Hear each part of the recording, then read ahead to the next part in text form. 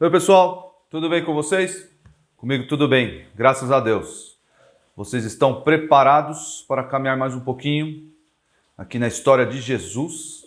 Sim, nós começamos uma série nova, para quem ainda está meio sonolento, não sabe o que está acontecendo. Nós já começamos uma série nova, começamos na semana passada, nas aulas passadas. Falamos sobre o proto-evangelho, sim, que aparece lá em Gênesis. E agora vamos continuar aqui falando acerca de Jesus. Semana passada também falamos sobre a pré-existência de Jesus, onde Jesus estava quando tudo foi criado. Aulas muito importantes para qual fim? Para que nós conheçamos o nosso Salvador. E se nós conhecemos o nosso Salvador, nós vamos nos parecer mais com Ele. Esse é o meu objetivo para vocês, que vocês conheçam quem é Jesus, o que Ele fez, o que Ele mandou, o que Ele falou, para que vocês sejam como Jesus. Todos nós. Nós estamos sendo formados, nós os crentes, nós estamos sendo formados à imagem do nosso Salvador, ou seja, nós devemos agir como Ele age, pensar como Ele pensa.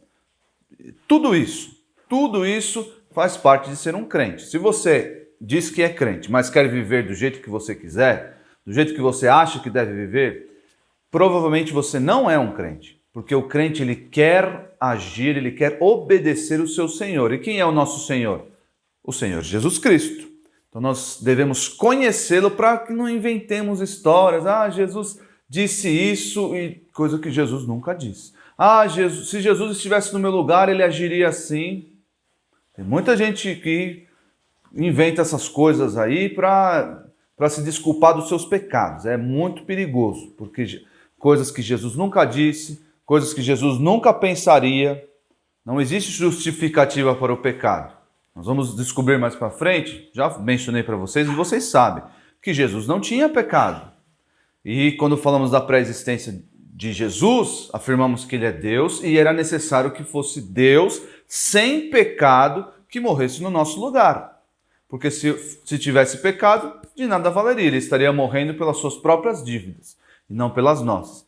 Então, nós precisamos conhecer esse Salvador sem pecado para que nós também sejamos assim, lutando contra o nosso pecado e sejamos iguais a Ele. Tá bom? Então acompanhe essa série muito importante. Nós vamos, no dia de hoje, nessas duas aulas, falar sobre a plenitude dos tempos, que é o título da aula aí de hoje, a plenitude dos tempos, ou a plenitude do tempo, que está baseado num versículo lá de Gálatas 4:4. Já deixa sua Bíblia aberta lá em Gálatas, no capítulo 4, no versículo 4. O que eu vou falar aqui nessa aula sobre a plenitude dos tempos?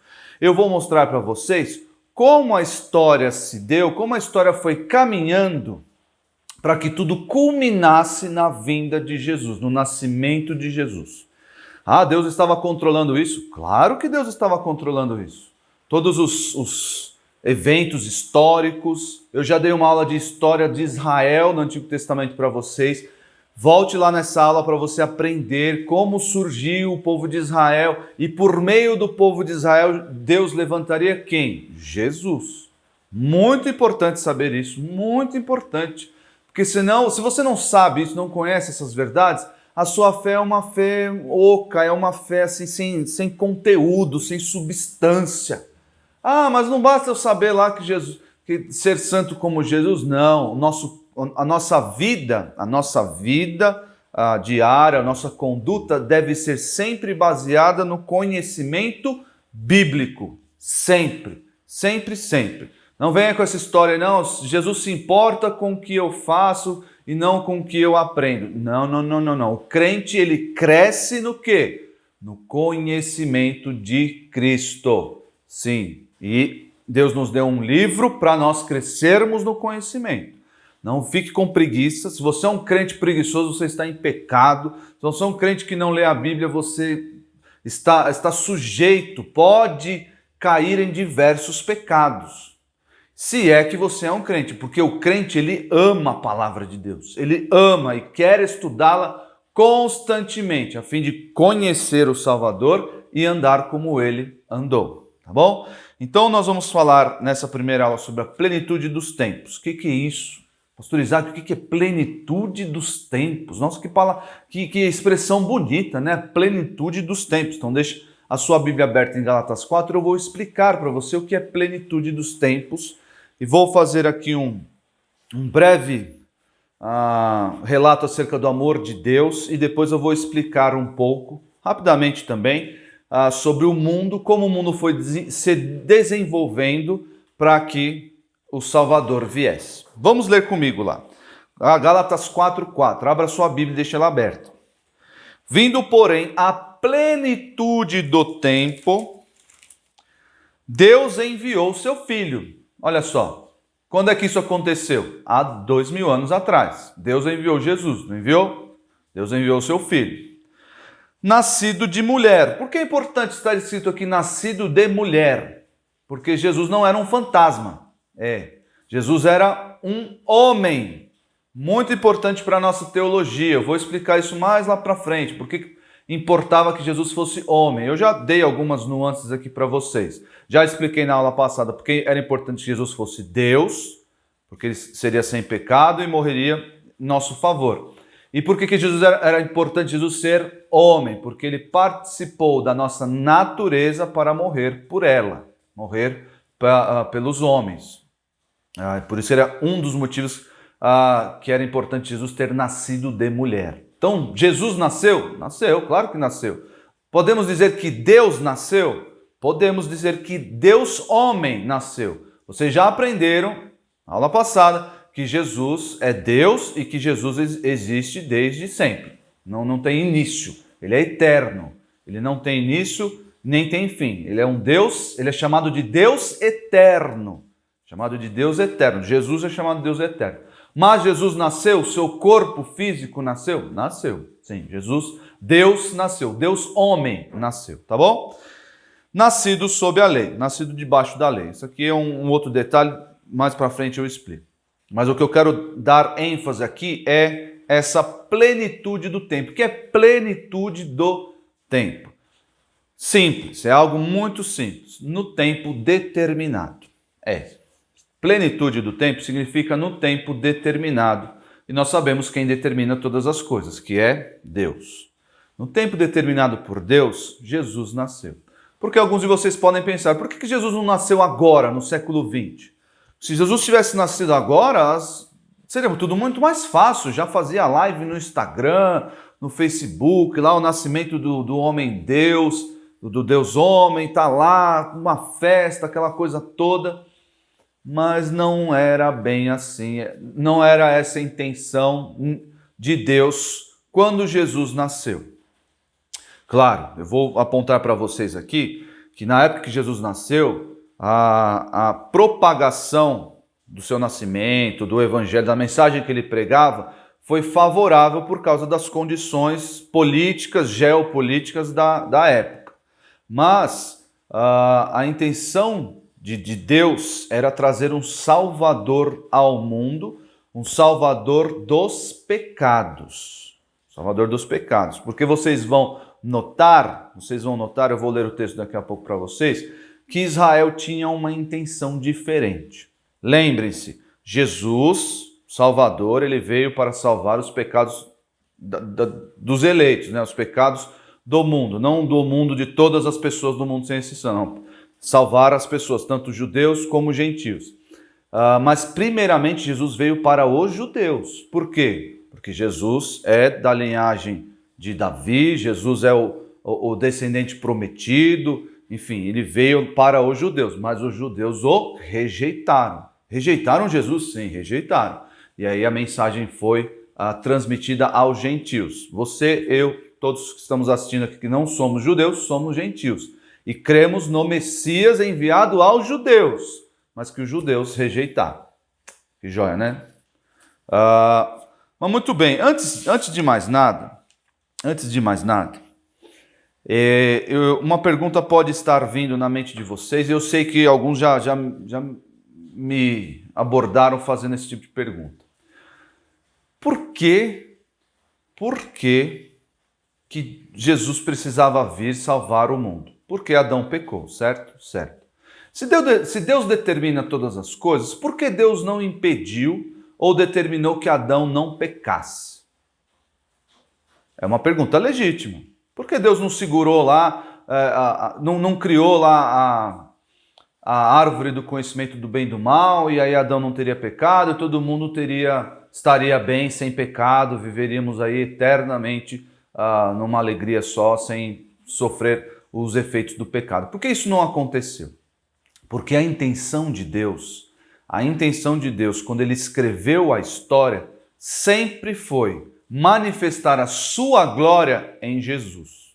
Sim, a intenção de Deus, você vai encontrar isso em Efésios. Abra sua Bíblia em Efésios. Efésios no capítulo 1. Você vai ver que a intenção de Deus, a vontade de Deus sempre foi manifestar a sua glória em Jesus. E não ali na criação. Por mais que a criação manifeste a glória de Deus, por mais que tudo que nós vemos manifeste a glória de Deus, o ápice, o ponto alto da glória de Deus nós podemos ver em quem? Em Jesus. Sim, nós vemos em Jesus. Abra sua Bíblia em Efésios para entender um pouco sobre isso. Efésios no capítulo 1, está pertinho aí de Gálatas, próximo livro. Ele vem falando aqui sobre salvação, o apóstolo Paulo, sobre os eleitos, sobre salvação, adoção de filhos, tudo mais, desde o versículo 3. Bendito o Deus e Pai de nosso Senhor Jesus Cristo, que nos tem abençoado com toda sorte de bênção espiritual nas regiões celestiais em Cristo. Assim como nos escolheu antes da fundação do mundo. Olha só, se Deus nos escolheu antes da fundação do mundo, é óbvio que ele já vislumbrava, é óbvio que ele já tinha escrito, já tinha determinado que Jesus viria, porque ele nos escolheu para a salvação. O ato de Adão não pegou Deus de surpresa.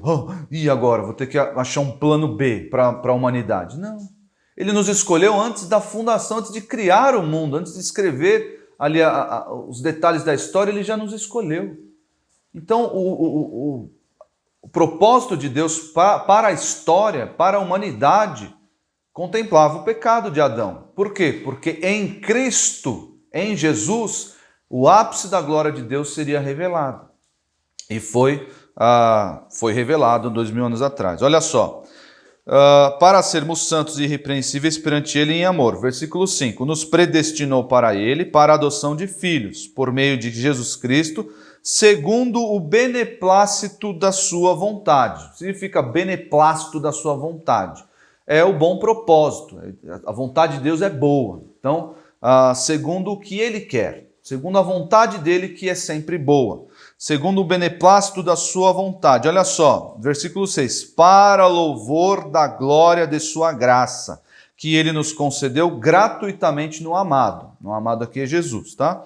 No qual temos a redenção pelo seu sangue, a remissão dos pecados segundo a riqueza da sua graça, que Deus derramou abundantemente sobre nós com toda a sabedoria e prudência, desvendando-nos, olha aqui, era um mistério para gerações anteriores, desvendando-nos o mistério da sua vontade, segundo o seu beneplácito, sua vontade, sua bondade, que propusera em Cristo, de fazer convergir nele, em Cristo, na dispensação da plenitude dos tempos, todas as coisas, tanto as do céu como as da terra.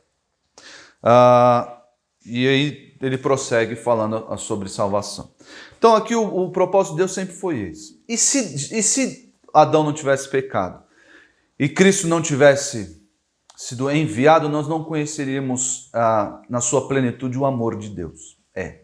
Como assim, pastor Isaac, nós não conheceríamos o amor de Deus? A Bíblia diz lá em Romanos, 5, você abra em Romanos 5. Romanos 5 no versículo 8, a Bíblia diz lá, mas Deus prova o seu próprio amor para conosco. Olha aqui a prova do amor de Deus. Claro que Adão conheceu o amor de Deus, sim, mas ele não conheceu o amor de Deus em seu ápice. Ele não conheceu o amor de Deus desta forma como o autor bíblico está dizendo aqui. Deus prova o seu amor para conosco. Como? Pelo fato de ter Cristo morrido por nós. Olha a nossa condição, porque é fácil você amar alguém que você ama, é muito fácil. Mas Deus nos amou sendo nós ainda pecadores. Nossa, nós éramos inimigos de Deus e Deus foi lá e mandou o seu Filho para morrer no nosso lugar, nós sendo ainda pecadores inimigos dele. Foi isso. O ápice do amor de Deus. Nós conhecemos agora um pouco mais, tem mais substância esse amor de Deus que morre por pecadores. E olha só, em João 15, nós vamos aprender que não existe maior amor do que este. Maior amor, estamos falando aqui da morte de Jesus. Estamos falando aqui de Deus ter enviado o seu Filho. E assim nós conhecemos o seu amor. João 15, no versículo 13, diz assim: ninguém tem maior amor do que este. O amor de Deus. Não. Ele vai descrever esse amor. De dar alguém a própria vida em favor dos seus amigos. Quem fez isso? Jesus. Então, se tudo estivesse lá no jardim do Éden, normal, ninguém tivesse pecado, nós não conheceríamos o amor de Deus nessa substância, nesse tamanho grandioso. E ele vai afirmar isso também lá em 1 João. Aí você tem que ir lá para o final da Bíblia. 1 João 3,16. Não é João 3,16, é 1 de João 3,16. Não é o Evangelho, é a carta de João. Porque tudo que há no mundo... Não, estou lendo 2, desculpa. Vamos lá. 3,16. Nisto conhecemos o amor, que Cristo deu a sua vida por nós e nós devemos dar nossa vida pelos irmãos. Por isso que Deus tinha em mente Jesus Cristo na história. Não teve essa história de, pegou Deus de surpresa, ele criou um plano B. Não. Aí ele vai se adaptando aos eventos, aos acontecimentos. Esqueça isso. Deus determinou tudo na história. Porque se ele não fez isso, ele não é Deus, não é soberano, não tem controle de nada. Mas nós sabemos, nós aprendemos na Bíblia que Deus tem o controle de todas as coisas. Eu dei uma aula para vocês falando que Deus se importa com os detalhes da nossa vida. O Salmo 139 mostra isso. Os dias estavam contados. Deus conhece os fios do nosso cabelo. E nenhum deles cai sem que Deus assim o determine. Então Deus controla tudo. E Ele foi controlando a história desde a criação do mundo para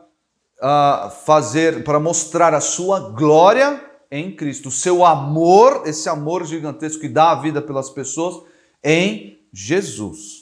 Tá bom? Sabendo disso, o que eu faço com isso, pastor Isaac? A salvação que agora vocês têm é muito mais grandiosa, tem muito mais cores para vocês. Eu fico mais agradecido quando eu relembro dessas verdades. Quando eu aprendi, eu fiquei, nossa, como a salvação é algo importante. Deus escreveu cada detalhe para que chegasse em Jesus e esse Jesus me salvou. Olha só como Deus, eu estava lá na mente de Deus quando Ele me escolheu, quando Ele decidiu se relacionar comigo sem que eu nem existisse. Então, a salvação adquire contornos muito maiores. E como é que Deus, fechando esse parênteses aqui, como é que Deus trouxe a história até Jesus? Se você não viu a história de Israel no Antigo Testamento, volte lá, são 2 aulas sobre isso, volte lá e reveja. Mas eu quero só pincelar aqui para vocês, porque é algo muito importante, como estaria o mundo, esteve, né? O mundo quando Jesus nasceu. Se vocês lembram, vocês que acompanharam a história de Elias e Eliseu, Elias ele sendo o primeiro profeta, querendo tirar Israel da idolatria. Israel teve Salomão como rei, um bom rei, que no final da sua vida deu lá umas mancadas, mas um bom rei. Depois esse reino foi dividido entre Israel, o reino do norte, e Judá, o reino do sul. E aí foi guerra para tudo quanto é lado. Judá teve bons reis, mas Israel não teve. Judá também teve maus reis. Israel não teve nenhum bom rei. E aí Deus levantou o quê? Profetas para exortar, assim como o profeta Elias, para exortar o povo e tirá-los da idolatria. Por quê? Era o povo escolhido de Deus, eles estavam adorando outros deuses. Na época de Acabe e seus filhos, eles adoravam quem? Baal, vocês aprenderam isso. E aí Deus foi levantando profetas. Todos os profetas que vocês veem lá, desde Isaías até Malaquias, foram profetas que agiram nesse período aí, o período em que Israel precisava ouvir. E os profetas deram palavras de exortação, deram palavras de juízo, sim, sobre Israel. Israel, isso vai acontecer com você porque você se esqueceu de Deus. Sim. E vocês lembram que o reino da Síria, você pode ver aí no mapa, o reino da Síria era um reino que sempre tinha ali os seus embates com Israel. Teve lá com Acabe, fez uma aliança meio meia boca, depois teve com os filhos de Acabe, Acazia, Jorão, sempre atormentando a vida de Israel, porque Israel estava longe de Deus. Mas Deus sempre, com a sua longanimidade, protegia lá Israel. Depois da Síria veio um outro reino, também levantado por Deus e predito pelos profetas. Vocês veem a história, os embates da Síria e de Israel lá em Elias e Eliseu. Agora vocês podem ver os embates da Assíria. Assíria, um outro reino, um reino também lá no norte, que acabou conquistando a Síria, mas um reino maior do que a Síria. Você pode ver isso, você lembra da história de Jonas. Jonas foi pregar aonde? Em Nínive. Nínive era a capital da Assíria. E o profeta Isaías também falou bastante sobre a Assíria, apontando ali para Israel. Israel, se arrependa, porque esse reino vai vir. E no final do segundo livro dos reis, nós vemos aí já o Judá sendo exilado, o reino do sul sendo exilado, sendo castigado por Deus, as pessoas, o reino da Assíria passando ali como um trator sobre eles e levando-os para longe. E depois do reino da Assíria, o que aconteceu? Vocês devem se lembrar, ou vocês estão mais espertos aí. Veio o reino da Babilônia. Na Babilônia, quem era o rei da Babilônia? Muito famoso, Nabucodonosor. Nome forte, né? Nabucodonosor. Veio o reino da Babilônia. E o reino da Babilônia foi um reino avassalador. Eles foram lá no templo, destruíram o templo, tomaram as taças do templo. O templo era onde os judeus adoravam a Deus lá em Jerusalém. Foi uma devastação total. O rei, quem teve mais contato, dentre os profetas, teve mais contato com a Babilônia e fala bastante sobre esse reino, foi o profeta Daniel. Quem conhece a história de Daniel sabe, Daniel teve ali o seu contato direto com o rei Nabucodonosor. E também teve contato direto com um rei, filho de Nabucodonosor, chamado Belsazar. O que aconteceu com Belsazar? Belsazar não quis saber de Deus. Nabucodonosor parece que reconheceu o Deus de Israel como Deus verdadeiro, mas Belsazar chutou o pau da barraca e não quis nem saber. E aí o que Deus fez? Puniu esse homem e entregou o reino da Babilônia a quem? Aos medos e aos persas. A Média, o reino dos medos, era um reino que ficava ali acoplado, mas mais próximo de Israel. Posteriormente foi ali englobado pela Pérsia. Mas eram os medos e os persas. Vocês podem ver aí no mapa para ter uma ideia. Eram sempre um reino um pouco maior. A partir de agora vai ser um reino englobando o outro. Os medos e os persas. E através dos medos e dos persas, mais precisamente através do rei Ciro, que era um persa, Israel foi devolvido ao seu lugar. O que isso quer dizer? Que Israel foi libertado. Depois de anos de exílio, Israel foi... Ciro deu um decreto falando, Israel, pode voltar para a sua terra. Mas, como assim? Pode voltar e reconquistá-la? Não, vocês serão vassalos. Vocês estarão sujeitos a quem? Ao reino da Pérsia. Pode voltar lá para a sua terra, mas vocês estarão sujeitos a nós. É isso. E eles voltaram. O livro de Esdras e o livro de Neemias contam sobre a reconstrução do templo e a instituição novamente ali dos cultos, dos sacrifícios, todos os rituais em torno do templo. Então essa foi a história de Israel até a época dos medos e dos persas. Depois disso tem Bíblia? Não tem mais Bíblia. A Bíblia encerrou, aí Deus parou de falar já ali no finalzinho da reconstrução, Deus parou de falar por meio dos seus profetas e Deus ficou em silêncio com Israel. Israel estava sendo oprimido, era vassalo. O que significa vassalo? Era servo. não tinha autonomia sobre a sua terra, sobre o seu governo, não. Israel estava sujeito aos impérios que o conquistaram. Depois do reino da Média e da Pérsia, os gregos, o reino grego, lá de Alexandre o Grande. Vocês já ouviram falar de Alexandre o Grande? Sim. Esse homem conquistou muito rápido, era um general, ele morreu cedo, mas ele conquistou muito rápido, morreu aí na faixa dos 30 anos, ele conquistou muito rápido o império. E o império dele, se você ver no mapa aí, está bem grande o império grego, muito grande. E Israel continuava sendo oprimido, Israel continuava sendo ali sujeito às leis de povos que não eram judeus. Israel estava lá com o templo reconstruído, mas Deus estava em silêncio. Teve uma briga de família lá entre os gregos e o que aconteceu? O que aconteceu depois de 300 anos, salvo engano? O Império Romano nasceu. O Império Romano. E agora vocês podem ver o Império Romano, o maior império da história da humanidade. Sim, o Império Romano conquistou muita terra, muita terra. E vejam aí no xizinho marcado aí, o pastor Nicolas marcou para a gente. Vejam aí Israel e Judá, ou todo o território de Israel, como é pequenininho no meio desse reino gigantesco, que era o Império Romano. E foi sobre o Império Romano que Jesus nasceu. Foi. Por que era importante que sobre o Império Romano e não sobre os impérios anteriores Jesus tivesse nascido? Porque cabia que Israel sofresse esses problemas e que Israel estivesse aí sujeito a essas coisas. Por quê? Porque Israel, a esperança de muitos judeus era que o Messias viesse salvá-los do quê? Da opressão dos outros impérios. No caso aqui, a opressão romana. Esse era o desejo, eles queriam ser uma nação independente. Toda a nação, eles eram judeus, era o povo escolhido de Deus.